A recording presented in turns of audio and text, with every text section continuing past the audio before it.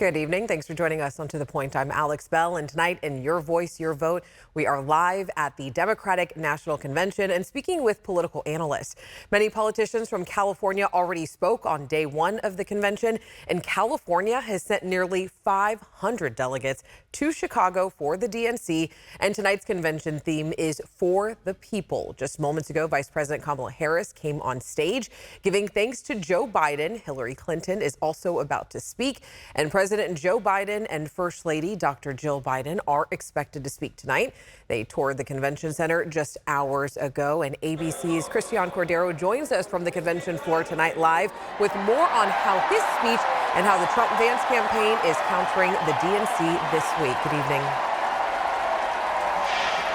Hey there, Alex. Good evening to you. You know, that appearance from Vice President Kamala Harris was a total surprise. It played after the video montage that we've seen run on television and on social media about, with a Beyonce song Freedom underneath it. And then she walked on stage and totally captivated the room. There is not, from what I can tell, very many empty seats here in United Center Arena. And then at the end of the night, we know, as you mentioned, that President Joe Biden is set to deliver the keynote address. Almost 1 month to the day since ending his re-election campaign, President Joe Biden arriving in Chicago, not as the nominee, but taking the stage tonight, speaking to a newly energized Democratic base at the party's national convention. Thousands of people are in Chicago, including the two at the top of the ticket. We get an opportunity tonight to say a thank you to the best president of my lifetime. The DNC's Monday theme is dubbed For the People, a phrase the president used in his primetime speech explaining why he's dropping out. Each night will have its own theme and celebrity host, kicking off with actor Tony Goldwyn, who played President Fitzgerald Grant on ABC's Scandal. Outside of Chicago, Trump and Vance plan to crisscross the country, holding events in key battleground states. Over the past few weeks on the campaign trail, the former president has struggled to stick to the issues, often resorting to personal insults. This week, Trump vows to focus on safety, immigration, and the economy during the tour. Everyone was better off when you had a gentleman named President Donald J. Trump at the helm. Does anybody know him? Both Trump and Vance's first stop this week, Pennsylvania. Kamala, if you really want to bring American manufacturing back to this country, might I suggest you vote for Donald J. Trump? Harris and Walz also stopped in Pennsylvania this weekend en route to the DNC. The dynamics of the election have shifted, with Harris bringing new energy and momentum for her party. Still, she insists her campaign is the underdog. We have a lot of work to do to earn the vote of the American people.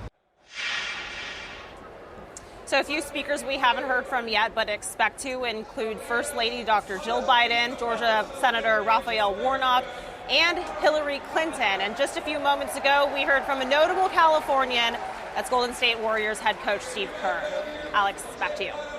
And we also know that there's a lot of excitement around Kamala Harris and Walz's campaign. What is the atmosphere like inside the convention right now?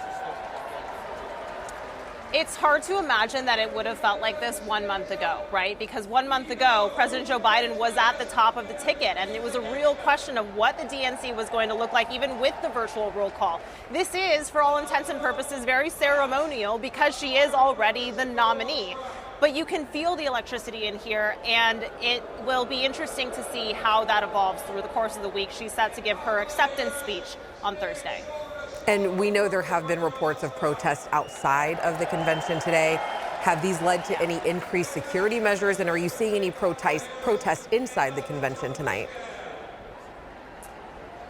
We haven't seen anything significant inside the convention yet, but it is such an important point, Alex, because she certainly does still have gaps to fill, bridges to build among a very vocal voter base that says, that they need to see changes in the administration when it comes specifically to the administration's policy with Israel and the war in Gaza. And so we have seen protests outside today. There was a barricade that was breached, but it does seem like that was a relatively small corner of the protests, and the protests themselves have been planned and organized in tandem with officials here.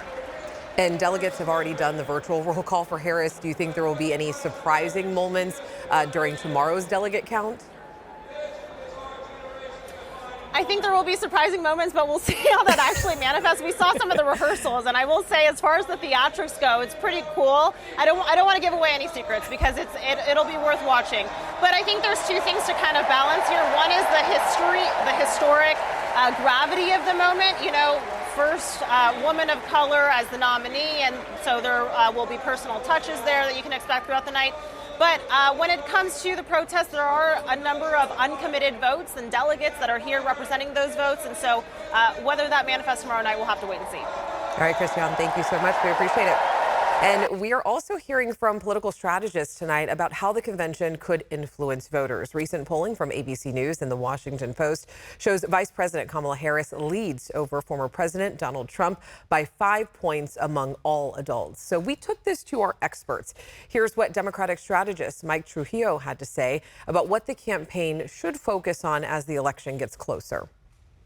Well, I think we're seeing her numbers improve in virtually every demographic. We're seeing the Democratic Party as a whole coalition sort of get excited for her. I think the real one critical swing group that's still going to require a lot of attention is the Latino vote, whether that's in North Carolina, Arizona, Nevada, Georgia. We exist in virtually all the swing states. And we also asked Republican political consultant Tab Berg about what these recent polls indicate to the Trump campaign. And here's what he had to say. I suspect the polls are going to start reflecting who the candidate is, and she has a very, very difficult task. She has to prove that the previous 130 days she was in the lead, but yet not responsible for it. And you can hear more political analysis and watch the DNC live right here on ABC 10. ABC News will be live tonight and tomorrow starting at 7 p.m. right after To the Point. Then on Wednesday and Thursday, live coverage will start at 6 p.m.